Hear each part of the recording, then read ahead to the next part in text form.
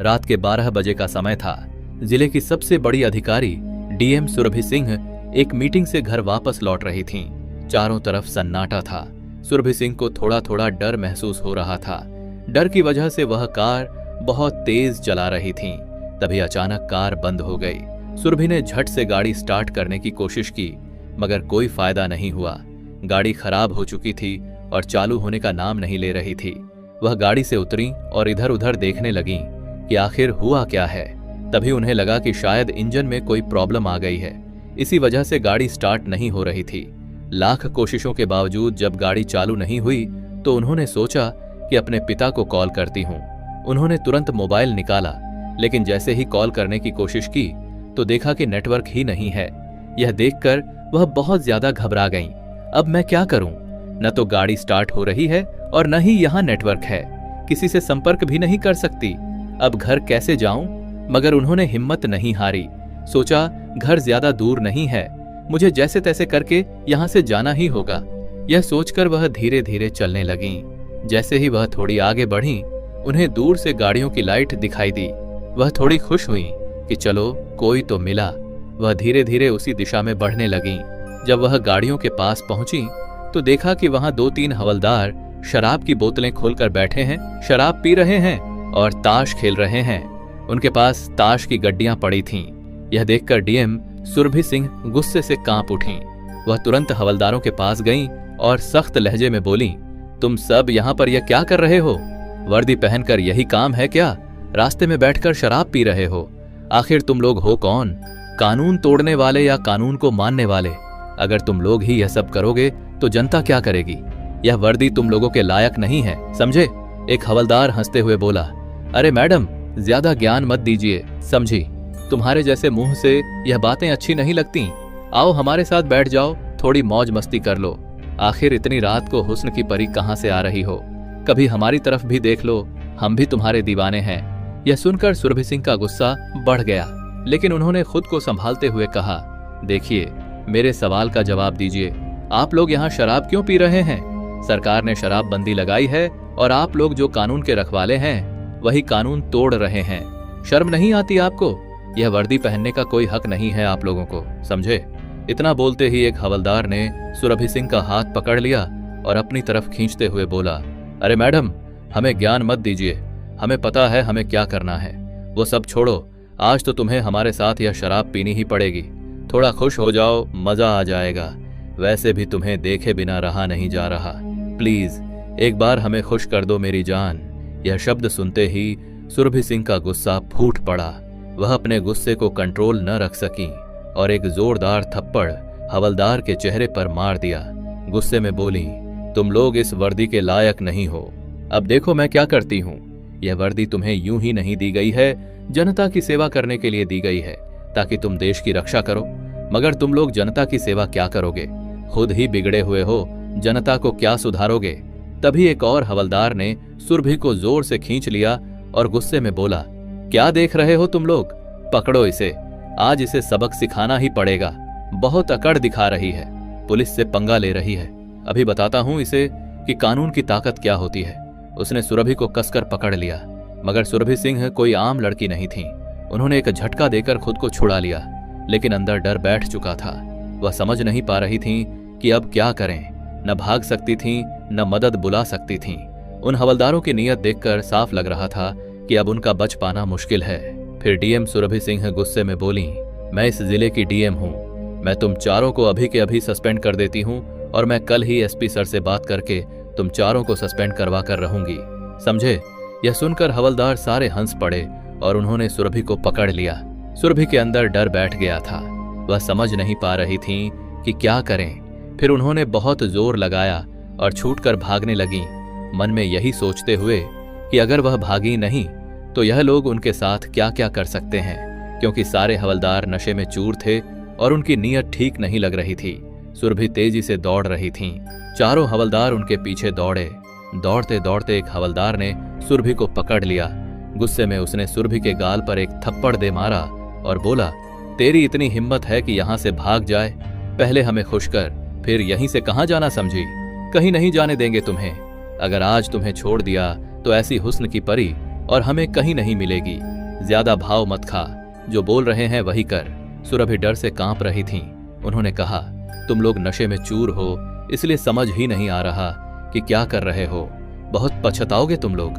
मुझे जाने दो, वरना तुम लोगों के साथ क्या होगा तुम्हें पता नहीं है। मैं ठीक कह रही हूँ, मुझे छोड़ दीजिए।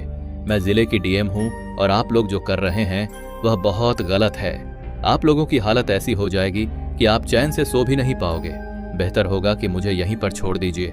मगर सारे हवलदार कुछ समझ नहीं पा रहे थे। उनके दिल में बस एक ही ख्याल था। लड़की देखकर वे पागल हो चुके थे। उनकी आंखों में कुछ भी सही दिखाई नहीं दे रहा था।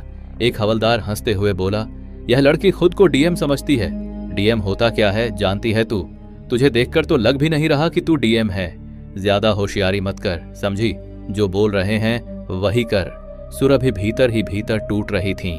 सोच रही थीं कि अगर अभी भाग नहीं पाई और यहां फंस गई तो यह लोग उनके साथ कोई भी गलत काम कर सकते हैं, लेकिन भागना भी संभव नहीं था। फिर उन्होंने हिम्मत जुटाई, एक हवलदार से उसकी बंदूक छीन ली और चारों को बंदूक दिखाकर डरा धमकाकर भाग निकली। डर के मारे सारे हवलदार वहीं ठहरे रहे। किसी ने उनका पीछा नहीं किया। सबके मन में डर बैठ गया था कि कहीं गोली न चल जाए।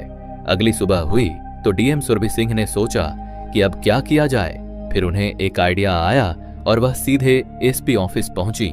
वहां जाकर उन्होंने चारों हवलदारों के खिलाफ रिपोर्ट दर्ज करवाने का आग्रह किया और सस्पेंड करने की मांग की।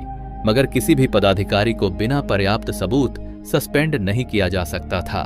एसआईसीपी राजेश सिंह ने कहा, मैडम, मैं आपकी बात से सहमत हूं, मगर हम बिना किसी सबूत के कार्रवाई नहीं कर सकते।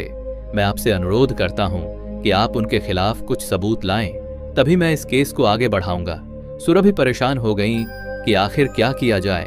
बात तो सच थी कि बिना सबूत के किसी को सस्पेंड करना मुश्किल था। वह तुरंत घर पहुंची और कुछ देर सोईं। फिर उन्हें एक योजना सूझी और वह सीधे उसी थाने पहुंची जहां चारों हवलदार तैनात थे। थाने में जाकर उन्होंने देखा कि इंस्पेक्टर सूरज सिंह डेस्क पर बैठे थे। इंस्पेक्टर ने डीएम सुरभि सिंह को पहचानने की कोशिश नहीं की। उन्हें लगा यह किसी गांव की महिला हो सकती है, क्योंकि वह साड़ी में आई थीं। सुरभि इंस्पेक्टर के पास गईं और बोली, सर, मुझे रिपोर्ट लिखवानी है। यह सुनते ही इंस्पेक्टर हंस उठा और बोला, रिपोर्ट लिखवानी है? पैसे हैं तुम्हारे पास? रिपोर्ट लिखवाने के 8-7 हजार लगते हैं। पैसे निकालो, लिख दूंगा।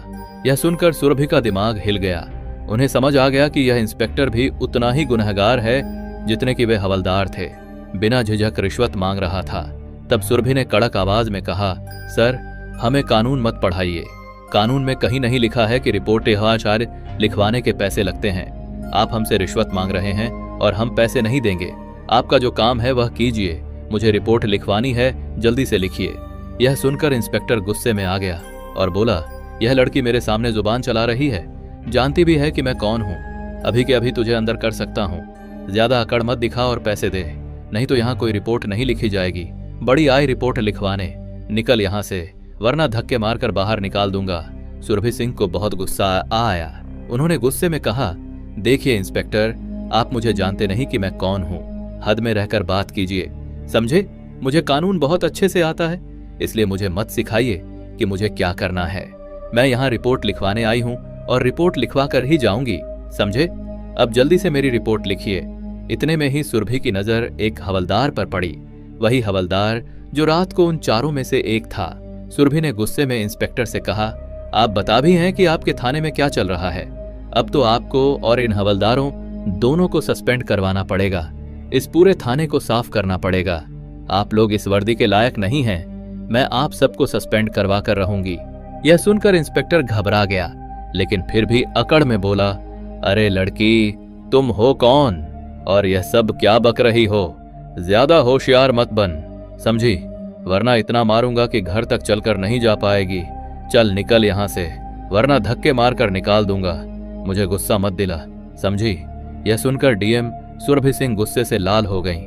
उन्होंने पर्स से अपना आईडी कार्ड निकाला और इंस्पेक्टर के सामने रख दिया। जैसे ही इंस्पेक्टर ने आईडी कार्ड देखा, उसकी आंखें चौड़ी हो गईं और चेहरा सफेद पड़ गया। वह डर के मारे तुरंत खड़ा हो गया और हाथ जोड़कर बोला, मम्मी मैडम, मुझे माफ कर दीजिए। मुझे नहीं पता था कि आप जिले की डीएम हैं। सॉरी मैडम, बताइए आपको किसके खिलाफ रिपोर्ट लिखवानी है। मैं अभी रिपोर्ट लिखता हूं। यह सुनकर सुरभि सिंह का गुस्सा और बढ़ गया। उन्होंने सख्त लहजे में कहा, तुम लोग आम जनता के साथ भी यही हरकत करते हो ना। अब मैं दिखाऊंगी कि कानून की ताकत क्या होती है। तुम्हें यह वर्दी जनता की सेवा के लिए दी गई है, लेकिन तुम लोग इस वर्दी के नाम पर जनता को लूट रहे हो, गलत काम कर रहे हो। यह वर्दी तुम लोगों के लायक नहीं है। फिर उन्होंने अपना आईडी कार्ड वापस लिया और गुस्से में बोली, अब कल तुम लोगों का फैसला होगा, तैयार रहना तुम सब। यह कहकर सुरभि सिंह थाने से बाहर निकली और सीधा एसपी सर से जाकर बात की। एसपी राजेश सिंह ने कहा, मैडम, थाने में जरूर सीसीटीवी कैमरे लगे होंगे। अगर हम वह फुटेज देख लें तो पता चल जाएगा कि इंस्पेक्टर ने सच में आपके साथ क्या किया था। दोनों तुरंत थाने 2 पहुंचे और वहां के सीसीटीवी कैमरों की जांच शुरू की। सीसीटीवी फुटेज में साफ साफ दिखाई दे रहा था कि इंस्पेक्टर किस तरह से डीएम सुरभि सिंह से बदतमीजी कर रहा था। अब सबूत पक्के थे और डीएम मैडम खुद गवाह थीं। फिर एसपी सर ने रिपोर्ट तैयार की और मामला कोर्ट तक पहुंचाया ताकि यह मामला सबके सामने आए, ताकि आगे से कोई भी व्यक्ति, चाहे वह वर्दी में हो या आम इंसान, गलती करने से पहले 100 बार सोचे। अगले दिन सुबह 10 बजे कोर्ट में इस मामले की सुनवाई शुरू हुई। बाहर कोर्ट के गेट पर मीडिया और लोगों की भीड़ लगी हुई थी। हर कोई एक ही बात कर रहा था, आज डीएम सुरभि सिंह के केस का फैसला आने वाला है। कुछ लोग कहते थे, देखते हैं अब कितने बड़े बड़े अफसरों को सजा मिलती है, तो कुछ कहते पुलिस वाले बच जाएंगे हमेशा की तरह। लेकिन इस बार मामला अलग था। इस बार सामने कोई आम औरत नहीं, बल्कि जिले की डीएम खुद खड़ी थीं, जिन्होंने अपने ही सिस्टम के खिलाफ आवाज उठाई थी। कोर्ट के अंदर गंभीर माहौल था। जज साहब बेंच पर बैठे थे। सामने सरकारी वकील और दूसरी तरफ बचाव पक्ष के वकील, और पीछे सीट पर बैठे थे वे सारे हवलदार और इंस्पेक्टर जिन पर आरोप था। सबके चेहरों पर डर साफ झलक रहा था। जज ने कहा, मामला सुरभि सिंह बनाम राज्य पुलिस विभाग, सुनवाई शुरू की जाती है। सरकारी वकील खड़े हुए बोले, माय लॉर्ड, यह मामला सिर्फ एक महिला अधिकारी के साथ बदतमीजी का नहीं है। यह उस सिस्टम की सच्चाई है जिसमें ताकत के नशे में कुछ लोग भूल जाते हैं कि कानून क्या होता है। हमारे पास सीसीटीवी फुटेज, ऑडियो रिकॉर्डिंग और गवाह सब मौजूद हैं। उन्होंने सीसीटीवी फुटेज दिखाया। स्क्रीन पर साफ दिख रहा था कि इंस्पेक्टर डीएम मैडम को एक आम महिला समझकर रिपोर्ट लिखने से मना कर रहे हैं, रिश्वत मांग रहे हैं और बदतमीजी कर रहे हैं। पूरा कोर्ट हॉल कुछ देर के लिए चुप हो गया। सुरभि सिंह की आंखों में पानी आ गया, पर चेहरा मजबूत था। बचाव पक्ष का वकील उठा बोला, माय लॉर्ड, यह सब एक गलत फहमी थी। मेरे मुवक्किलों का कोई गलत इरादा नहीं था, वे बस आदेशों को लेकर उलझन में थे। जज ने बीच में टोका, क्या आदेशों को लेकर उलझन का मतलब बदतमीजी और महिला अधिकारी का अपमान है?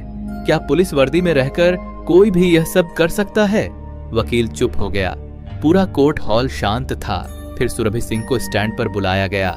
वह उठी और धीरे से बोली, माय लॉर्ड, मैं किसी से बदला नहीं चाहती। मैं बस इतना चाहती हूँ कि जो भी वर्दी पहनता है वह इस बात को याद रखे कि वर्दी सम्मान की निशानी है, ताकत की नहीं। मैं डर सकती थी, लेकिन अगर मैं चुप रहती तो आने वाली औरतें हमेशा डरती रहती। जज साहब ने गहराई से सुरभि की बात सुनी। कोर्ट में बैठे लोग भी भावुक हो गए। सरकारी वकील ने आगे कहा, माय लॉर्ड, यह मामला सिर्फ डीएम का नहीं है, यह हर उस इंसान का है जो अपने अधिकार के नाम पर गलत करने वालों से डरता है। अगर आज इन लोगों को सजा नहीं मिली तो कल फिर कोई डीएम, कोई आम औरत या कोई गरीब आदमी इसी तरह बेइज्जत किया जाएगा। सुनवाई करीब 2 घंटे चली। हर सबूत और बयान के बाद यह साफ हो गया कि इंस्पेक्टर और हवलदारों ने शराब के नशे में न केवल डीएम से बदतमीजी की, बल्कि अपने पद का दुरुपयोग भी किया। अंत में जज ने फैसला पढ़ना शुरू किया। कोर्ट ने सबूतों और गवाहों को देखते हुए यह पाया कि आरोपी इंस्पेक्टर और चारों हवलदारों ने अपने कर्तव्य की मर्यादा तोड़ी है। इन्हें तत्काल प्रभाव से सस्पेंड किया जाता है और भ्रष्टाचार, दुराचार और पद के दुरुपयोग के आरोप में 3-3 साल की सजा दी जाती है।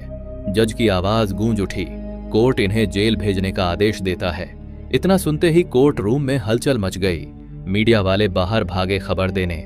कुछ पुलिस वाले जिन्होंने पहले इन आरोपियों के साथ काम किया था, उन्होंने नजर झुका ली। वे पांचों अपराधी हवालात की तरफ ले जाए गए। उनके चेहरों पर अब घमंड नहीं, बस शर्म थी। बाहर कोर्ट के गेट पर लोग तालियां बजाने लगे। कई महिलाएं बोलीं, कम से कम एक तो आवाज उठी जिसने इंसाफ देखा। सुरभि सिंह धीरे धीरे बाहर निकली। मीडिया वाले माइक लेकर भागे। मैम, आपको कैसा लग रहा है? सुरभि ने बस मुस्कुराकर कहा, मुझे बस इतना लगता है कि कानून अभी भी जिंदा है। वह अपनी गाड़ी में बैठी। गाड़ी धीरे धीरे चली गई। पीछे रह गया एक सबक कि जब एक औरत अपनी सच्चाई और हिम्मत से खड़ी होती है तो पूरे सिस्टम को झुकना पड़ता है। थाने में अगले ही दिन नया स्टाफ लगाया गया। एसपी ने खुद निरीक्षण किया और कहा, अब यह थाना कानून का प्रतीक बनेगा, डर का नहीं। जिले के लोगों ने राहत की सांस ली। हर जगह एक ही चर्चा थी, डीएम सुरभि सिंह ने जो किया वह सिर्फ अपने लिए नहीं बल्कि हर इंसाफ चाहने वाले के लिए किया। दोस्तों, अगर आपको यह कहानी दिल को छू गई हो, अगर आपको लगा कि सच्चाई की जीत जरूरी है, तो एक लाइक तो बनता है। आपका हर लाइक हमें नई कहानियां लाने की ताकत देता है। और हाँ, चैनल को सब्सक्राइब करना मत भूलना, क्योंकि अगली कहानी शायद वही हो जिसका इंतजार आप बरसों से कर रहे हों। मिलते हैं अगली वीडियो में। तब तक के लिए जय हिंद और बने रहिए हमारे साथ।